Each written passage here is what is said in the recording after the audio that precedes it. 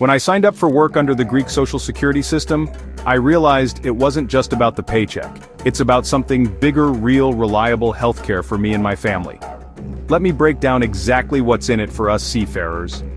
First off, if you're enrolled with FKA, that's the modern Greek social security, you get the same healthcare benefits as anyone working on land here. Wherever you are, at sea or onshore, you're covered. That's a huge relief. Let's talk hospital care. If something happens, I have the right to free or low-cost treatment in public hospitals all over Greece.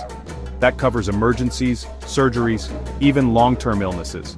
It's not just for me, my family is protected too. And about medicine? It's straightforward. With a legit prescription, I pay just a small part of the cost for most meds. A lot of essentials are totally free, so managing my health or helping out my kids when they're sick doesn't drain my wallet. Dental care? Covered as well. I get checkups, cleanings, fillings, and more advanced stuff if needed. Preventive care is encouraged so I can keep my smile, and my kids' smiles, healthy from the start.